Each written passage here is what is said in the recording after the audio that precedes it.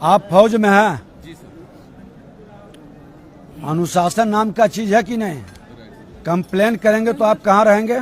जब हम सिस्टम से यहाँ सब जिम्मेदार लोग बैठे हैं और जब सुन रहा है, जो विषय होगा वो विषय मेरे पदाधिकारी एक बताए, उनको आप बता दीजिए। गलत बयानबाजी, दबाव में, शोर में मैं निर्णय कभी नहीं करता हूँ। और आप कहाँ हैं पोस्टेड? जम्मू में है सर। तो जम्मू में है तो अनुशासन नाम का चीज होता है ना, नहीं करना चाहिए इसे।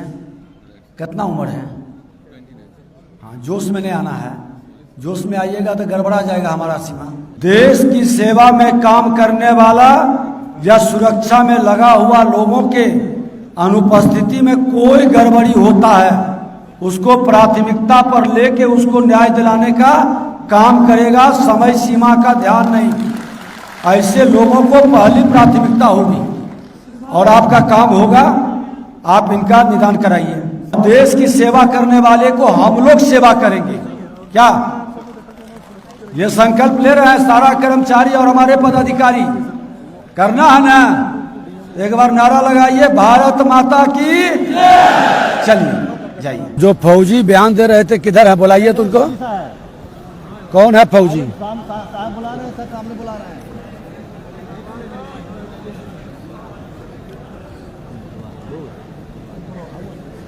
आप लोग के साथ जितने आदमी हैं सबको बुलाया जाए। सुबह ज़्यादा वगैरह है। आप फौज में हैं? जी सर। अनुशासन नाम का चीज है कि नहीं? कंप्लेन करेंगे तो आप कहाँ रहेंगे? कंप्लेन कर देंगे आपके बारे में तो आप कहाँ रहेंगे? जब हम सिस्टम से यहाँ सब जिम्मेदार लोग बैठे हैं और जब सुन रहा है, जो विषय होगा वो विषय मेरे पदाधिकारी एक बताए, उनको आप बता दीजिए। गलत बयानबाजी, दबाव में, शोर में मैं निर्णय कभी नहीं करता हूं। हम नहीं दबाव में आते हैं, नहीं शोर को समझते हैं, जो न्यायोचित है उसी को मानते हैं।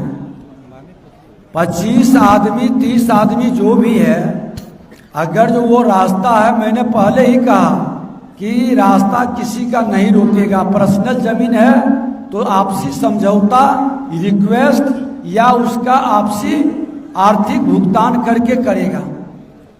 जोर जबरदस्ती, दबंगई कभी नहीं चलेगा। और ये मामला को हमने सुपुर्द किया है डीसी, एलआर और एसडीओ को।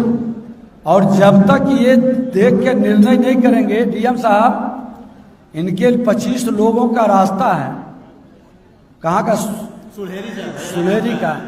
तो दोनों आदमी को भेज के एक बार चेक करवा लीजिए, और चेक करके रास्ता इन लोगों के लिए जरूरी है, उनका निजी जगह है तो कैसे रास्ता बनेगा, बैठ करके उसका निदान निकालेंगे। आप सीओ साहब, हम एक व्यक्ति के उपकार के लिए 100 व्यक्ति के नुकसान कर सकते हैं?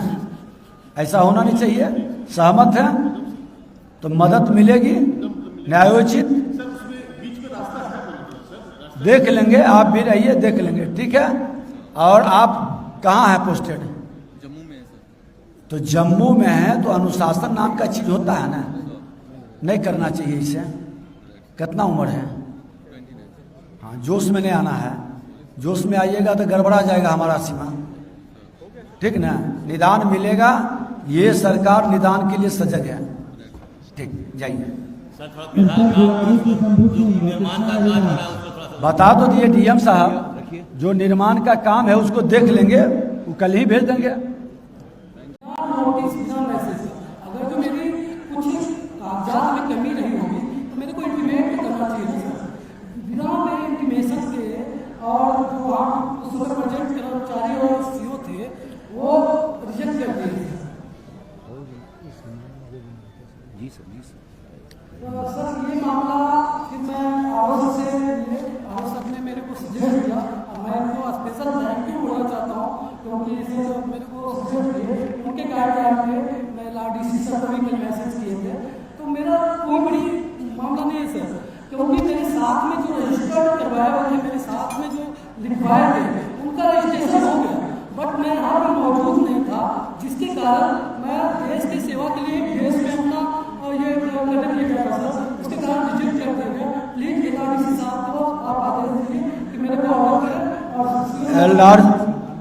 DCLR साहब, CO साहब, एक चीज ध्यान रखिए, यहां से पूरे बिहार को एक साफ मैसेज आएगा, एक लेटर भी निकाल दीजिए कि मेरा फौज में देश की सेवा में काम करने वाला या सुरक्षा में लगा हुआ लोगों के अनुपस्थिति में कोई गड़बड़ी होता है, उसको प्राथमिकता पर लेके उसको न्याय दिलाने का काम करेगा, समय सीमा का ध्यान नहीं। ऐसे लोगों को पहली प्राथमिकता होगी और आपका काम होगा, आप इनका निदान कराइए। सर ये 22-23 का मैटर है, रिजेक्ट हो गया था सर, मैंने इनको बोला था सर कि छोटी सी गलतियां चलते सर। ठीक है, रिजेक्ट हो गया, पहले के लोग गड़बड़ किया, ये मौसम बदला है तो हम लोग न्याय देंगे और देश की सेवा करने वाले को हम लोग सेवा करेंगे। क्या ये संकल्प ले रहे हैं सारा कर्मचारी और हमारे पदाधिकारी? करना है ना? एक बार नारा लगाइए, भारत माता की। चलिए जाइए। Jain sir, thank you for your help. देखिए, एक चीज बता दें कि हमारे प्रधान सचिव महोदय ने सैन्य कर्मियों और विधवाओं का उत्पीड़न, गया में सेवारत सैन्य कर्मियों और बुजुर्ग विधवाओं को विशेष रूप से निशाना बनाया जाता है क्योंकि ये बार बार कार्यालय नहीं आ सकते। ये मामला का समाधान करिए और अगर जो जिसके शिकायत आवे प्राथमिकता में इसको लेना है क्योंकि वो बार बार नहीं आवेगा, और ऐसे लोगों पर गलत करने वाले को चिन्हित करके FIR की व्यवस्था बनाइए जो गलत कर रहा है। सभी COs प्लीज नोट कीजिए जो माननीय मंत्री जी ने बोला है। उनको बोल दीजिए, ये फौजी जो आए हैं इनका कागज यहाँ रह गया डीट का। COs नोट कीजिए, जितने भी विडोज हैं और सैन्य के जवान हैं या पदाधिकारी हैं, उनका जब भी आपके पास आवेदन आता है उसको फीफो के बदले प्रायोरिटी में लेकर उसका सॉल्व करेंगे प्रॉब्लम, और नियमानुसार सॉल्व करेंगे, संवेदनशीलता के साथ सॉल्व करेंगे, क्योंकि वो फ्रंटियर पर रहते हैं, वो बार बार छुट्टी लेके नहीं आ सकते हैं। जो विधवा है वो सामाजिक रूप से प्रताड़ित होती है, वो बार बार आपके पास कार्यालय में नहीं आ सकती है बिकॉज वो अकेली है, उनके पास कोई मेल नहीं है, कोई आदमी नहीं है जो आपके पास जाकर बार बार आवेदन करे। तो ये दो अलग कैटेगरी, जैसे माननीय मंत्री ने बोला, सेना के जवान जो हैं और विधवा, इसका प्राथमिकता से आप इनका निवारण और इनका निपटारा करेंगे। ये आप लोग सब लोग नोट कर लीजिए।